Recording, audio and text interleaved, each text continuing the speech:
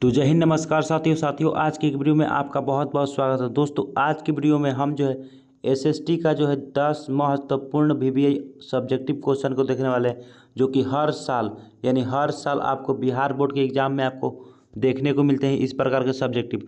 तो चलिए ना वीडियो को स्टार्ट करते हैं। उससे पहले अगर आप चैनल पर हैं प्लीज़ चैनल को सब्सक्राइब कर लीजिएगा और इस वीडियो को दोस्तों में अपने शेयर कर दीजिएगा ताकि मुझको भी काफ़ी थोड़ा सा हेल्प हो जाए, ठीक ना।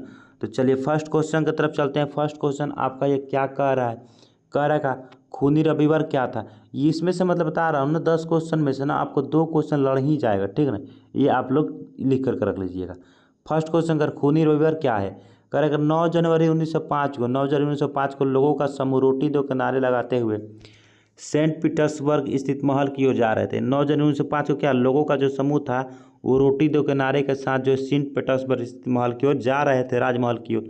उसी समय जार की सेना ने इन निहत्थे लोगों पर क्या किया जी, गोलियां बरसाई ना, गोलियां बरसाई, जिसमें हजारों लोग मारे गए थे ना। यानी कि 9 जनवरी 1905 को रोटी दो के नारे के साथ सेंट पीटर्सबर्ग स्थित महल की ओर जा रहे थे, राजमहल के, जिसमें जार की सेना ने इन निहत्थे, ये लोग निहत्थे थे, कुछ भी नहीं लिए थे हाथ में, ठीक ना। इन निहत्थे लोगों पर क्या किए, गोलियां बरसाई, जिसमें काफ़ी ज़्यादा लोग उसमें मारे गए, क्षति हुआ और काफ़ी ज़्यादा जो खून भी बहा ना, पूरे तरह खून से लथपथ कर दिए जार की सेना ने इन निहत्थे लोगों को, मतलब कि मासूमों को। इसीलिए इसे खूनी रविवार के नाम से भी जाना लगा या फिर इसे लाल रविवार भी कहा जाता है, ठीक ना।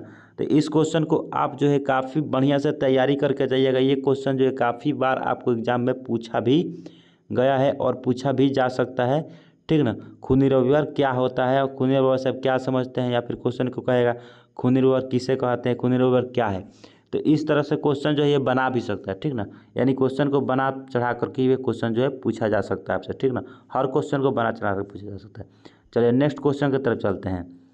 नेक्स्ट क्वेश्चन क्या रहेगा, रासायनिक हथियार एवं एजेंटा ऑरेंज का वर्णन करें। यानी रासायनिक हथियार क्या था और एजेंटा ऑरेंज क्या था। देखिए रासायनिक हथियार वे था ना कि एक प्रकार का बम टाइप का हुआ करता था ना, जो कि हमारे शरीर से चिपक जाता था, फटता था, हमारे शरीर से चिपक कर जलता रहता था। चलिए पढ़ते हैं, पढ़ेंगे तो थोड़ा ज़्यादा ही जानेंगे ना। पढ़िए, वियतनाम युद्ध में अमेरिका द्वारा खतरनाक रासायनिक हथियार एजेंटा ऑरेंज, यानी कि इसका नाम क्या था जी, एजेंटा ऑरेंज। खतरनाक हथियार फास्फोरस बमों का व्यापक उपयोग किया जाता था। यानी कि जो ये वियतनाम का जो युद्ध हुआ ना उसमें काफ़ी ज़्यादा जो है एजेंटा ऑरेंज और फास्फोरस बमों का व्यापक उपयोग किया गया। इन रासायनिक हथियारों से नापाम का एक प्रकार का ऑर्गेनिक कंपाउंड होता है, जो कि अग्नि बमों से मिलकर गैसोलीन के साथ मिलकर ऐसा मिश्रण तैयार करता है जो कि त्वचा से चिपक जाता है और जलता रहता है। मतलब कि एक तरह का बम हुआ करता था ना, जो कि फट जाता था, युद्ध हुआ करता था ना उसमें ये अमेरिकी वियतनाम के युद्ध में जो है ये सभी चीज़ें उपयोग हुई थी, ठीक ना। जो कि एक बार फट जाता था ना किसी पर, मतलब कि कहते हैं कि युद्ध में फट जाया करता था, जो कि किसी न किसी के शरीर से चिपक जाता था, बॉडी से चिपक करके, और चमड़े को जलाता भी रहता था, खुद भी जलता था। यानी कि इंसान को भी जलाता था और खुद ही ये क्या करता था जी, जलता रहता था। ये जो था एक एजेंटा ऑरेंज, मतलब ये फास्फोरस था, ठीक ना, एक बम था, रासायनिक हथियार था, ठीक ना। चलिए उसी में दूसरा तरफ का रखा, दूसरी तरफ एजेंटा ऑरेंज एक ऐसा जहर था, एजेंटा ऑरेंज एक ऐसा जहर था जिसमें पेड़ों की पत्तियां झुलस जाती थी। यानी कि अगर ये पेड़ के संपर्क में आता था तो पेड़ की पत्तियां क्या होती थी, झुलस जाती थी, पेड़ सूख जाते थे। पेड़ क्या होते थे जी, सूख भी जाते थे। पेड़ क्या होते थे, सूख जाते थे। पेड़ जो है थे वो सूखने लगते थे धीरे धीरे। पेड़ जो है पेड़ों की पत्तियां झुलसती थी, पेड़ जो है सूखने। तो अमेरिकी द्वारा इसका उपयोग जंगलों एवं खेतों को, आबादी को, तीनों पर व्यापक रूप में किया गया। जिस जहर का असर आज भी वहाँ के विकलांग के रूप में नजर आता है। यानी कि इसका प्रयोग ज़्यादातर अमेरिका में पेड़ों को जलाने के लिए किया गया, मतलब खेतों को साफ करने के लिए किया गया, जिसके कारण हुआ यूँ कि वहाँ पे जैसे ही जलाया गया तो इसका रासायनिक प्रभाव पड़ा, जो है वहाँ पे विकलांग लोग जरा जन्म लिए ना, जो कि आज भी प्रभाव देखने को मिलता है कि वहाँ पे आज भी लोग क्या होते हैं जी, विकलांग ही जन्म लेते हैं, ठीक ना। तो ये क्वेश्चन भी आप लोग देख लीजिएगा, ये क्वेश्चन भी आपको काफ़ी ज़्यादा जो है इम्पोर्टेंट है, ठीक ना। ये क्वेश्चन भी पूछा जाता है एग्जाम में। चलिए नेक्स्ट क्वेश्चन की तरफ चलते हैं। नेक्स्ट क्वेश्चन आपका क्या कह रहा है, देखिए थर्ड क्वेश्चन है आपका। थर्ड क्वेश्चन कह रहेगा कि राजनीतिक दलों के लोकतंत्र में क्यों आवश्यक है। राजनीतिक दल जो है लोकतंत्र में क्यों आवश्यक है। देखिए पहले ही बता दूँ, अगर राजनीतिक दल आपके पास ना होना तो आप जो है लोकतंत्र की स्थापना नहीं कर सकते हैं। राजनीतिक दल ही जो होता है ना वो सरकार तक जनता की बातों को पहुंचाता है। अगर देश में क्या हो रहा है, कैसी क्या चीज़ें चल रही है, सबके सब राजनीतिक दल ही सरकार तक पहुंचाता है, तो सरकार उस पर किसी भी प्रकार का निर्णय ले पाती है। फिलहाल पढ़ते हैं, राजनीतिक दल लोकतंत्र की आधारशिला है। बिना राजनीतिक दल का हम लोकतंत्र की कल्पना भी नहीं कर सकते हैं। जब हमारी बातें सरकार के पास नहीं जाएगी तो कोई भी नए लोग जो आएंगे खून खराबा करेंगे, किसी प्रकार की हमारे यहाँ घटनाएं करेंगे, जिससे हम लोग को परिचित होना पड़ेगा। ये हमारा लोकतंत्र राजनीतिक दल जो हमारा काफ़ी ज़्यादा मदद करता है, और लोकतंत्र में भी हम लोग कल्पना कर सकते हैं कि लोकतंत्र रहेगा और लोकतंत्र जारी रह सकता है, ठीक ना। कह रहे विभिन्न राजनीतिक दलों का प्रतिनिधि ही निर्वाचन में भाग लेते हैं। राजनीतिक दल ही लोकतंत्र के शासन को व्यापक रूप से प्रदान करता है। अर्थात लोकतंत्र को अस्थायी रूप से चलाना, अस्थायी रूप से जारी रखना, कायम रखना, ये किस पर निर्भर करता है? राजनीतिक दल। अगर राजनीतिक दल नहीं हो तो हमारे यहाँ लोकतंत्र भी कायम नहीं रह पाएगा अच्छे से, ठीक ना। तो राजनीतिक दल काफ़ी बढ़िया और अच्छा भूमिका निभाता है हमारे देश के लोकतंत्र के लिए। चलिए नेक्स्ट क्वेश्चन की तरफ चलते हैं। नेक्स्ट क्वेश्चन क्या कह रहा है आपसे? नेक्स्ट क्वेश्चन कह रहा है का कि संघीय शासन की दो विशेषता। ये बहुत वीवीआई क्वेश्चन है, बहुत वीवीआई। इसको आप मतलब कहते हैं ना वेरी वेरी इंपॉर्टेंट लगा दीजिए। और सबसे छोटा क्वेश्चन, सबसे स्मॉल क्वेश्चन भी यही है, ठीक ना। सबसे स्मॉल क्वेश्चन और सबसे छोटा क्वेश्चन और सबसे अच्छा क्वेश्चन है, सबसे ज़्यादा बार पूछा गया। एक देखिए, संघीय शासन के दो यही विशेषता है कि इसमें पहला जो है आपका लिखित संविधान होना चाहिए, लिखित संविधान होते, और दूसरे स्तर पर देखा जाए सरकार का गठन होना चाहिए ना। सरकार का गठन और एक लिखित संविधान होना चाहिए। अपने किसी भी देश के लिए एक लिखित संविधान होना चाहिए, संघीय शासन की विशेषता है, और एक सरकार का गठन होना चाहिए।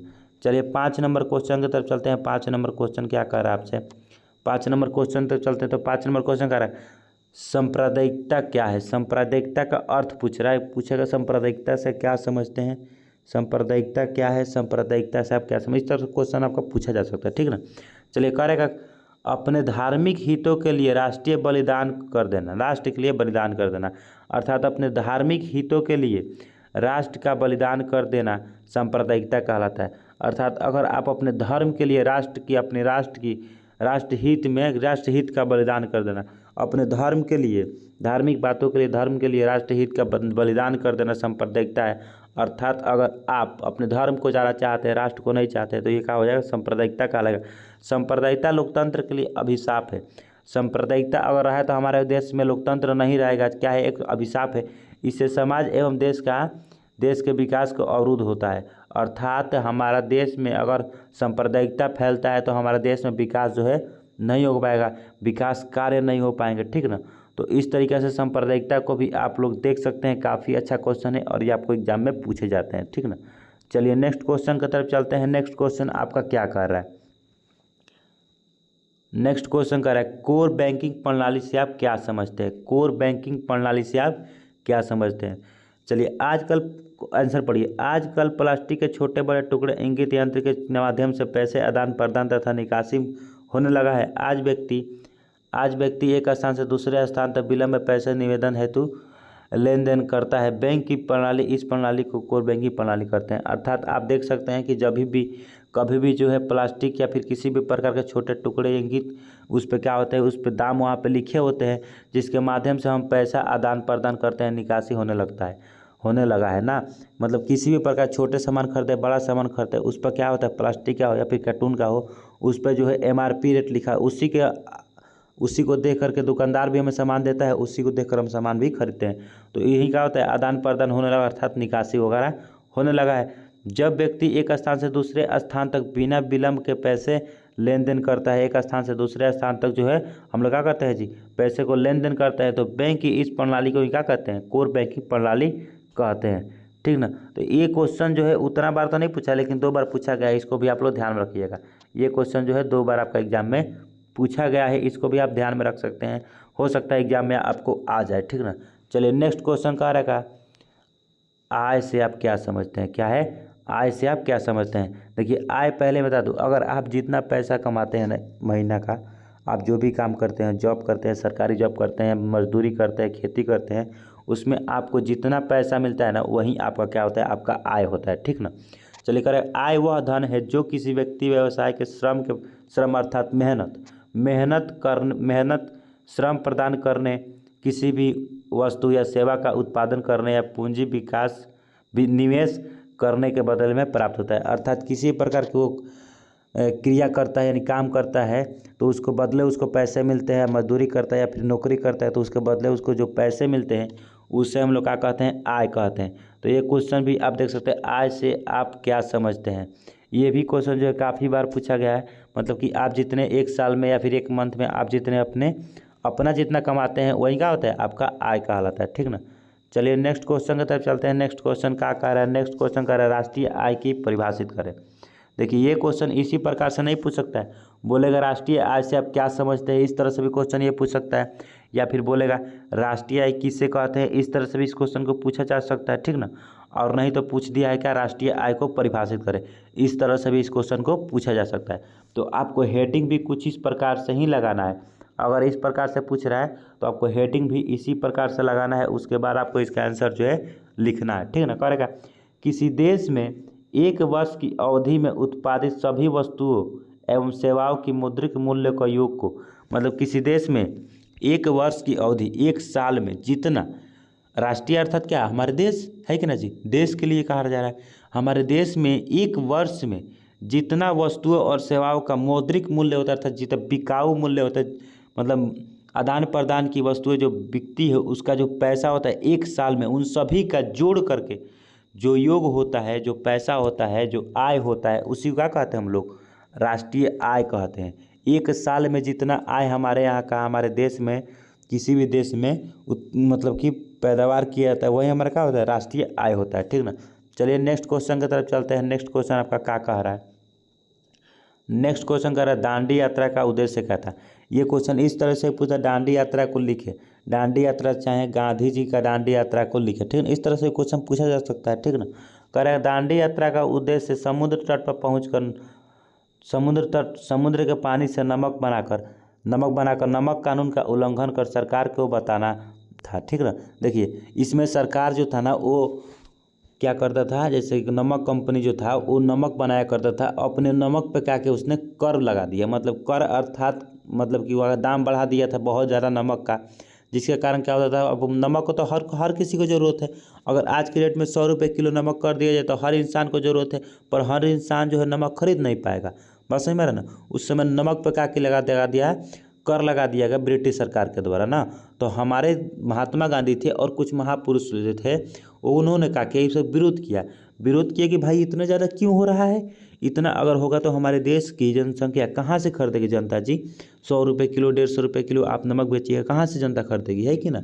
वही चीज़ें था, इसीलिए क्या किया उन लोगों ने एक आंदोलन छेड़ दिया और जिसका नाम पड़ा क्या, नमक आंदोलन, ठीक ना। नमक आंदोलन फिर दांडी यात्रा, तो उन लोगों ने इसमें यही किया था कि वहाँ पे समुद्र तट पर पहुँच करके अपने हाथों से इन पानी को घेरना और नमक को बनाए थे, ठीक ना, यानी कि उसका उल्लंघन किया सरकार का। यह बताना था कि नमक पर कर बढ़ाना अनुचित फैसला है, मतलब सरकार को यह बताना था कि नमक पे जो आपने कर बढ़ाया ना ये अनुचित है, ये जहाँ तक हो सकता है ये उचित नहीं है। साथ ही सरकार के खिलाफ सविनय अवज्ञा आंदोलन की शुरुआत का संकेत भी देना था कि हम लोग अब आंदोलन हम लोग करेंगे, क्योंकि उन लोगों ने तो 25 में न किया था आंदोलन, 26 में तो ज़्यादा दिन आंदोलन किया हुआ था, हमारे देश की आज़ादी भी नहीं मिला था, आज़ादी भी चाहिए था, तो कोई ना कोई एक रास्ता चाहिए था जिसके कारण हम लोग युद्ध छेड़े, जाके हम लोगों को एक रास्ता मिला हम लोग को उन लोगों से लड़ने के लिए। तो ये भी इन लोगों ने उसी समय सविनय अवज्ञा आंदोलन की शुरुआत का संकेत भी दे दिया और प्लस में नमक कानून को भी तोड़ने का प्रयास किया, ठीक ना। चलिए नेक्स्ट क्वेश्चन की तरफ चलते हैं। नेक्स्ट क्वेश्चन क्या कर है आपका, नेक्स्ट क्वेश्चन है जर्मनी के एकीकरण की बाधाएं क्या थी। बहुत ही सिंपल क्वेश्चन है, जर्मनी के एकीकरण की बाधाएं क्या थी, मतलब जर्मनी जो है एकीकरण हुआ तो उसमें क्या क्या बाधाएं उत्पन्न हुई, जर्मनी की जब एकीकरण किया जा रहा था उसमें क्या क्या बाधाएं जो उत्पन्न हुई, यही चीज़ें आपको बता देना है। देखिए ये जर्मनी में लगभग 3 से छोटे बड़े राज्य थे, उनमें धार्मिक राजनीतिक तथा सामाजिक विषमताएं भी मौजूद थी, जिनमें उनमें जर्मनी राष्ट्रवाद की भावना का अभाव था, जिसके कारण जर्मनी का एकीकरण बहुत ही कठिनाई हुई। देखिए ये कह रहा है कि जर्मनी के एकीकरण की वजह यही थी कि वो छोटे बड़े 300 छोटे बड़े राज्य थे, अर्थात मान लीजिए एक हमारा देश है, ठीक है, ये हमारा एक देश है, इसमें 300 छोटे बड़े राज्य हैं, 300 छोटे बड़े राज्यों में बटा हुआ है और इसमें अलग अलग धर्म के लोग रहते हैं, एक धर्म के तो लोग रहेंगे नहीं, इसमें अलग अलग धर्मों के इसमें लोग रहा करते हैं। अब अलग अलग जब धर्म के लोग रहेंगे और अलग अलग कॉलोनी भी होगा, अलग अलग गांव भी होगा, है कि ना। तो अलग अलग जब दूर दूर पे और अलग राष्ट्रवाद की भावना भी रहेगी इन लोगों में, तो अलग अलग रहेंगे तो एक दूसरे को एक करना, एक जगह पे इन लोगों को करना, एक ही तरह की एकीकरण करना काफ़ी ज़्यादा मतलब मुश्किल के सामना करना पड़ेगा कि 300 छोटे बड़े राज्य हैं और अलग अलग धर्म के लोग हैं, तो इकट्ठा करना भी मजबूत तो नहीं हो पाएगा, मतलब एक तरह से इकट्ठा भी नहीं कर पाएंगे, है कि ना जी सबको। तो यही था क्या कि इन लोगों को इकट्ठा नहीं कर पा रहे थे, इकट्ठा नहीं हो पाएंगे एक लोग ये जो थे एक लोग एक पास में, और ये लोग जो थे धार्मिक धर्म भी अलग अलग था, राजनीतिक दृष्टि से भी अलग अलग थे, और समता और सामाजिक भी समताएं भी मौजूद थी इनमें, जिसके कारण क्या हुआ इसमें जो है जर्मनी के एकीकरण में बाधाएं उत्पन्न हुई और कठिनाई का सामना करना पड़ा। ठीक ना, तो इस आंसर को भी आप लिख सकते हैं काफ़ी अच्छा आसानी तरीक़ा से। तो आशा करता हूँ आपको ये वीडियो देखने के बाद अच्छा लगा होगा और अच्छे तरीके से आप देखे होंगे। अगर यहाँ तक आप वॉच किए हैं वीडियो को तो thank you, best of luck. आप अपने तैयारी को करते रहिए और मिलते हैं किसी अगले वीडियो और टॉपिक के साथ। तब तक के लिए जय हिंद, वंदे मातरम।